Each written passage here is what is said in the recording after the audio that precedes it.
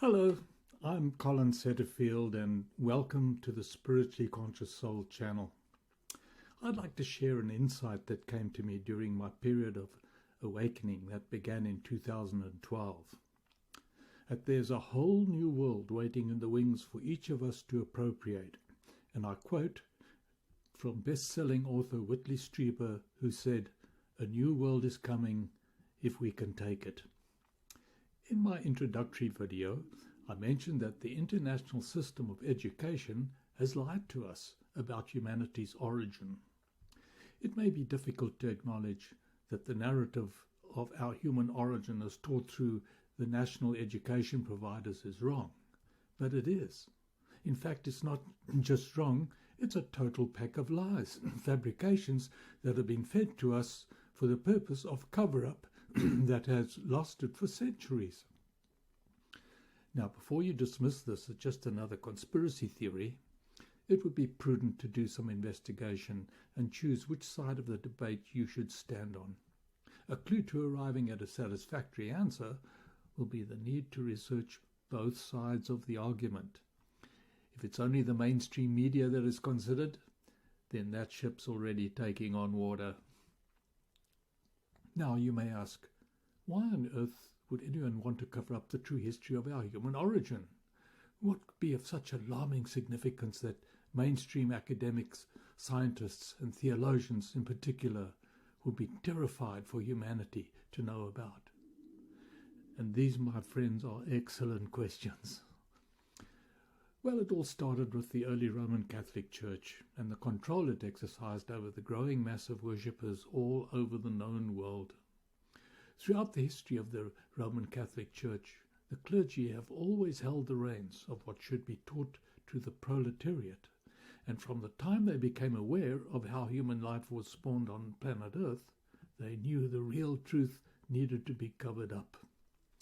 They posited that if certain knowledge of the real history of humankind leaked out to the general public, the power wielded by the religious authorities of the church would be irreparably damaged. And what, you may ask, might that knowledge be? Why, knowledge of an extraterrestrial presence, of course, a presence that has lasted for thousands of years. The first to popularize the idea of a possible extraterrestrial existence were the atomists of the 4th century BCE. Guys like Democritus, Epicurus, Lucretius, the Greek philosophers of the time. They were called atomists because they believed all material elements could be reduced to one tiny speck of energy called an atom. Sound familiar? It was Epicurus who was one of the first to punt the potential of extraterrestrial life, a hypothesis that was debunked by Aristotle, in much the same way our modern mainstream scientists refuse to consider anything that appears remotely of a philosophical or metaphysical nature.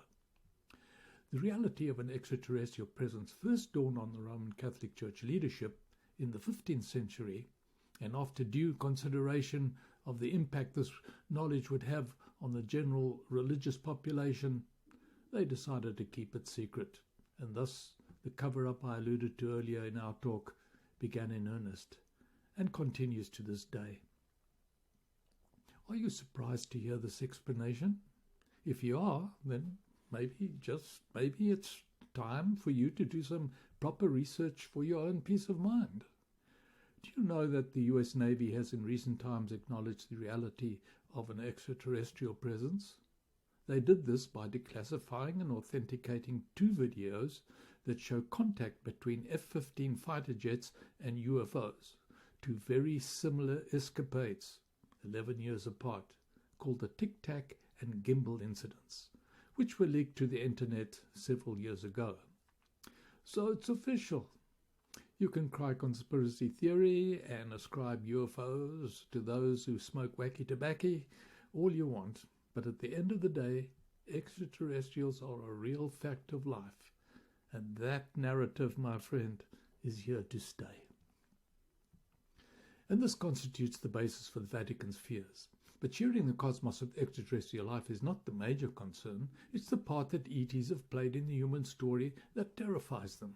It's how the first human came into being and why It's not rocket science to understand why the religious establishment would be extremely nervous about the breaking of such news, and not just the religious establishment, but also the historians, plus college and university faculty professors, who have all made their living through financial exploitation of the old paradigm, through the teaching of religious and historically oriented syllabi, plus the writing of books and relative online programs, etc., etc.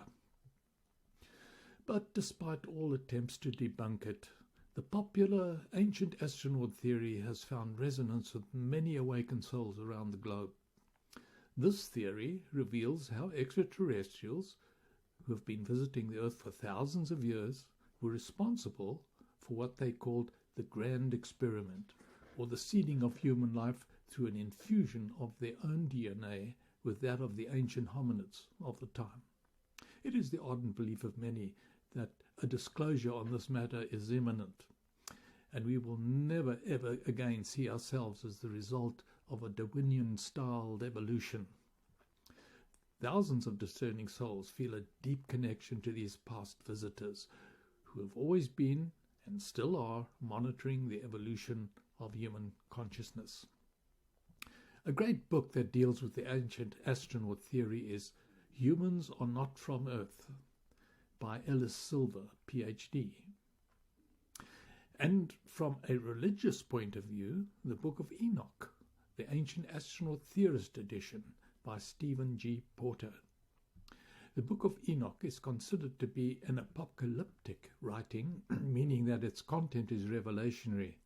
In other words, the word apocalypse means to rip the lid off a box and reveal its content. Well, when you rip the lid off the Book of Enoch, the illusion to an extraterrestrial visitation to Earth becomes apparent. The book is also considered to be part of the Apocrypha, an Old Testament collection of writings. The word Apocrypha means of doubtful authenticity but widely circulated as being true. The Apocrypha, although originally considered by the Church Fathers to be on par with the canonical books of the Old Testament, was deemed to lack divine inspiration. It was the 4th century Christian theologian Jerome, translator of the original Hebrew Bible into Latin, called the Vulgate, who first relegated these writings to the Apocrypha status, thereby declaring that these books had no place in the canon of Scripture because they were not divinely inspired. Jerome's position was taken up by the Council of Trent in the 16th century CE, and also influenced the newly established Protestant movement to declare these writings as non-canonical.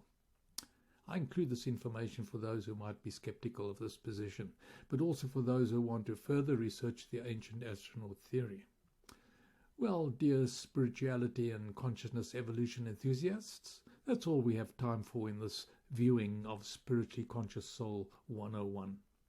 Please hit the subscribe button below if you identify with the content in this short expose of life in the consciousness fast lane, and keep an eye open for the next installment. See you next time on Spiritually Conscious Soul 101.